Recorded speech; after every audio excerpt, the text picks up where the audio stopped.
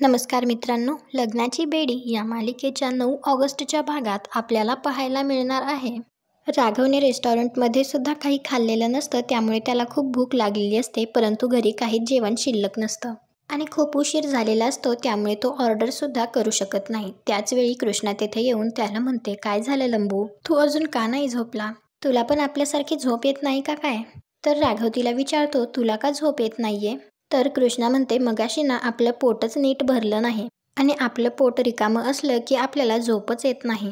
तर राघव लगेच मुद्दाम म्हणतो, येस आय एम सॉरी, आपण खूपच लिमिटेड जेवण मागवलं होतं आणि माझ्यामुळे तुला उपाशी राहावं लागलं. आपण थोडंसं काहीतरी आणखी ऑर्डर करायला हवं होतं. कृष्णा त्याला म्हणते, अरे नाही, तू नको गिल्ट घेऊ. आणि ती राघवला म्हणते, तू आपल्यासाठी काहीतरी बनव ना खायला. राघव म्हणतो, मी काय बनवणार आहे? तर कृष्णा म्हणते, अरे तुला येतं ना जेवण बनवता, तू तेव्हा बनवलं होतं ना, ब्रेडला बटर लावून कांदा बटाटा काकडी मानशी वाकडी असं सँडविच बनवलं होतं ना तू.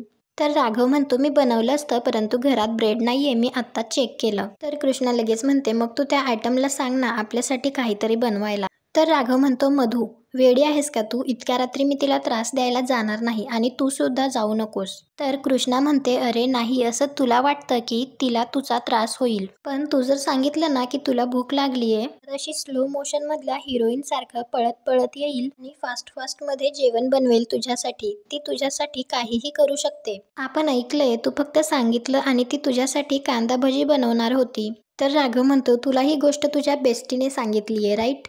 राघव कृष्णाला सांगतो, तुझ्या बेस्टीचं आणि मधूचं कधीच पटलं नाही, सिंधूचं आणि मधूचं सुद्धा कधीच पटलं नाही, मग तुझं आणि मधूचं इतकं छान कसं काय पटतं ग?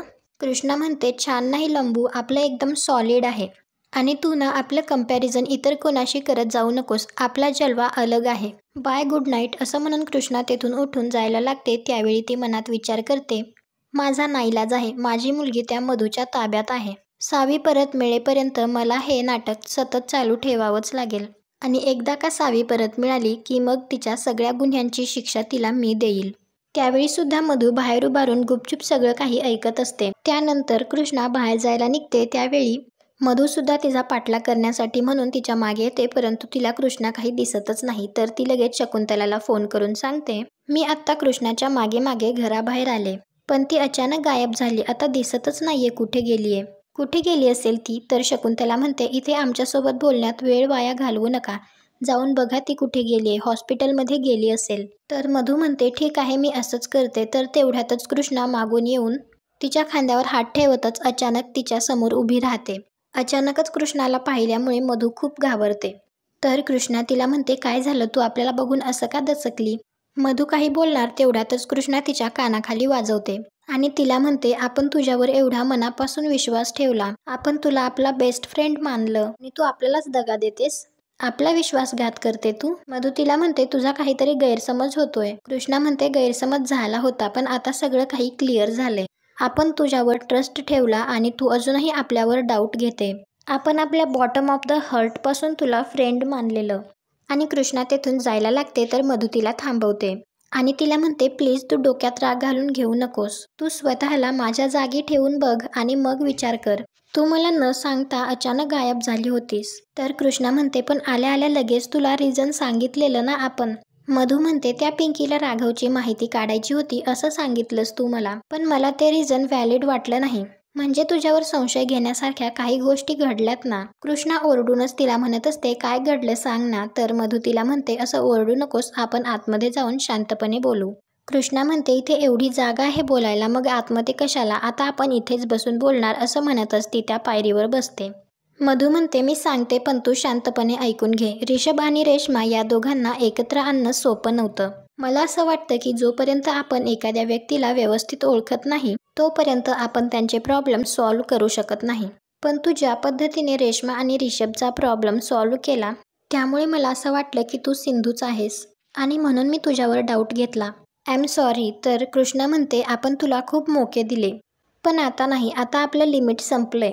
आणि कृष्णा तिथून उठून जायला लागते. तर मधू तिला थांबवतच म्हणते, प्लीज ट्राय टू अंडरस्टँड, तू माझी सिच्युएशन समजून घेण्याचा प्रयत्न कर ना, तू स्वतःला माझ्या जागी ठेवून समजून घेण्याचा प्रयत्न कर. मग तुला कळेल मी असं का वागले. मला तुझी टेस्ट घ्यायची नव्हती. कृष्णा तिला म्हणत असते की आपल्याला आता या तुझ्या टेस्ट बेस्ट मध्ये वगैरे अजिबात इंटरेस्ट नाहीये. आपण आत्ता इथे तुझ्या समोर हे डील मोडतो. मधू तिला म्हणते प्लीज तू हे डील मोडू नकोस. तू रागवली आहेस ना माझ्यावर, तू चीड, मला रागव, पनिशमेंट दे. हवं तर काही दिवस माझ्याशी बोलू नको, पण प्लीज डील मोडू नको. असं काय करतीयेस, आपण बेस्ट फ्रेंड्स आहोत ना. कृष्णा म्हणते हे लक्षात आत्ता आलं का तुझ्या. तर मधू म्हणते हवं तर यावेळी तू माझी टेस्ट घे. तू मला जे करायला सांगशील ते मी करेल. तुला पैसे हवे आहेत का, तू फक्त अमाऊंट सांग, मी तुला हवे तितके पैसे देते. कृष्णा तिला म्हणते पैशांचा माज तू कोणाला दाखवते सुंदरी. मधू विचारते मग काय हवं आहे तुला. कृष्णा तिला म्हणते गोदामावशीसाठी तुझ्या पोरीचा फोटो दाखवला ना, त्या पोरीला आपल्याला भेटायचंय. मधू विचारते का. तर कृष्णा म्हणते गोदामावशीसाठी ती पोरगी कशी आहे, गोदामावशी त्या पोरीसोबत व्यवस्थित राहू शकेल का नाही, ती पोरगी गोदामावशीला त्रास तर देणार नाही ना, ते सगळे आपल्याला बघायचंय. आणि मागच्या वेळीसारखं पुन्हा तू एखादी किडनॅपिंगवाली पोरगी आपल्या गळ्यात टाकली तर पुन्हा आपल्याला त्या झंझटमध्ये पडावं लागेल. त्यामुळे आता आपण तुझ्यावर ट्रस्ट नाही करू शकत. मधू तिला समजावण्याचा प्रयत्न करत असते, परंतु कृष्णा तिला म्हणते की तू फक्त एवढंच सांग की तुला हे मान्य आहे का नाही, का मी डील मोडू. मधू तिला म्हणते कृष्णा ट्रस्ट ठेव, मागच्या वेळी जसा प्रॉब्लेम झाला तसा आता नाही होणार. ती मुलगी किडनॅप केलेली नाहीये, मी सांगितलं ना तुला. कृष्णा तिला म्हणते मग आपण पण सांगितलं ना तुला, आपला तुझ्यावर अजिबात ट्रस्ट नाहीये. आपल्याला आपल्या गोदामावशीच्या डोक्याला कटकट नकोय, त्यामुळे आपल्याला त्या पोरीला पाहायचंय. मधू म्हणते ठीक आहे, मी माझ्या पार्टनरला फोन करून विचारते. कृष्णा तिला म्हणते उगाच पार्टनरचं कारण देऊ नकोस, आपल्याला ना तुझी ही सगळी नाटकं आता कळायला लागली आहेत.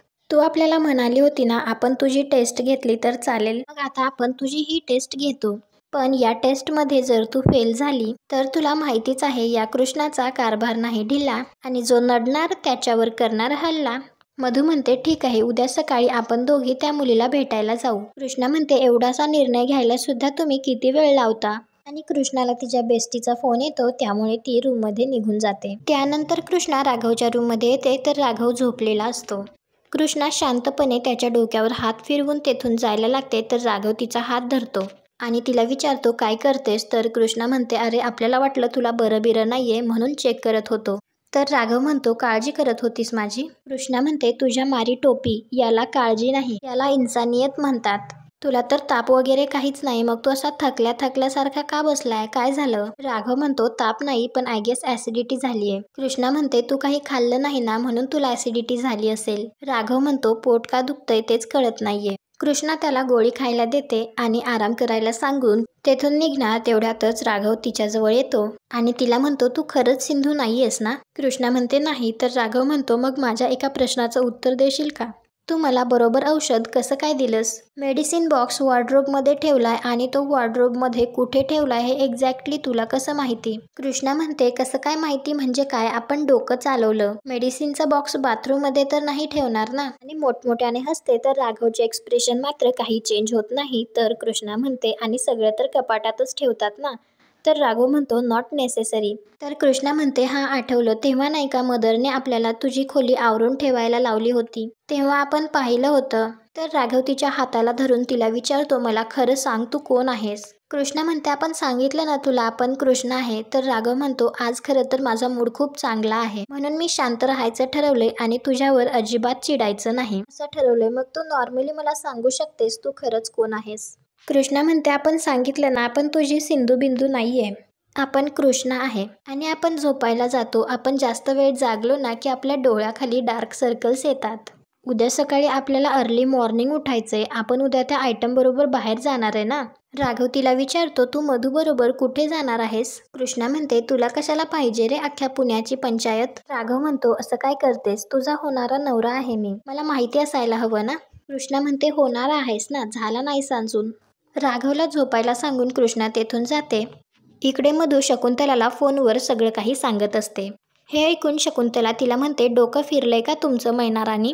मधू म्हणते माझ्याकडे दुसरा कोणताच ऑप्शन नव्हता. शकुंतला म्हणते ते आम्हाला काहीही सांगू नका, सावीचा चेहरा जर आपण त्या चोरटीला दाखवला तर आपल्याला किती महागात पडेल याची कल्पना तरी आहे का तुम्हाला. मधू म्हणते त्या कृष्णाने आपलं सगळं बोलणं ऐकलं होतं आणि डील ब्रेक करण्याची धमकी देत होती ती मला. शकुंतला म्हणते तुम्ही असल्या पोकळ धमक्यांना कधीपासून घाबरायला लागलात. मधू म्हणते तुम्हाला माहिती आहे ना राघवशी लग्न करण्याचा हा शेवटचा ऑप्शन आहे माझ्याकडे. त्यामुळे मला कुठलीही रिस्क घ्यायची नाहीये. शकुंतला विचारते, आम्ही तुमच्या पार्टनर आहोत हे तर तिला कळालं नाहीये ना? तर मधू म्हणते नाही, त्याबद्दल तिला काहीही कळालेलं नाहीये. शकुंतला म्हणते, नशीब तुम्ही तेवढं तरी डोकं चालवलं. राघूच्या प्रेमात तुम्ही आंधळ्या झालात. तुम्ही स्वतःसाठी स्वतःच खड्डा खणताय हे लक्षात ठेवा. मधू म्हणते, असं काहीही होणार नाहीये. मला माहितीये यात थोडी रिस्क आहे, पण आपल्याला ती रिस्क घ्यावीच लागेल. हा प्लॅन सक्सेसफुल झाला तर यात आपल्या दोघींचा सुद्धा फायदा आहे. तुम्ही त्या सावीच्या जबाबदारीतून मुक्त व्हाल. तसंही आता तिचा काही फायदा नाहीये आपल्याला. तर शकुंतला तिला म्हणते, तुमचं काय ते तुम्ही बघून घ्या. फक्त आम्ही तुमच्या पार्टनर आहोत हे काहीही झालं तरी त्या कृष्णाला कळता कामा नये. आणि आमचं नाव तिला किंवा इतर कोणालाही कळालं तर गाठ आमच्याशी आहे हे लक्षात ठेवा. शकुंतला बोलली, विषय फुल स्टॉप. आणि आजचा भाग इथेच संपतो. पुढील भागात आपल्याला पाहायला मिळणार आहे, कृष्णा श्री गणेशाची मूर्ती हातात घेऊन म्हणत असते, एका आईचं मागणं आहे तुझ्याकडे. मधूची पार्टनर कोण आहे हे अजून कळलं नाहीये. त्यानंतर शकुंतला रत्नपारखींच्या घरी आल्यानंतर कृष्णाला म्हणते, तुझं अभिनंदन, तू रत्नपारखींची सून होणार आहेस. तर कृष्णा तिचे हात धरते आणि म्हणते, मोठ्यांचे आशीर्वाद हे लहानांना आशीर्वाद देण्यासाठी असतात. आपल्याला पण आशीर्वाद द्या. त्यावेळी कृष्णाच्या डोक्यात विचार येतो, ही शकुंतला मधूची पार्टनर असू शकते. हा विचार आधी का डोक्यात नाही आला माझ्या. तुम्हाला हा भाग आवडला असेल तर व्हिडिओला लाईक करा. पुढे काय होईल हे पाहण्यासाठी आपल्या मराठी मालिका या चॅनलला सबस्क्राईब करा. भेटू उद्याच्या भागात.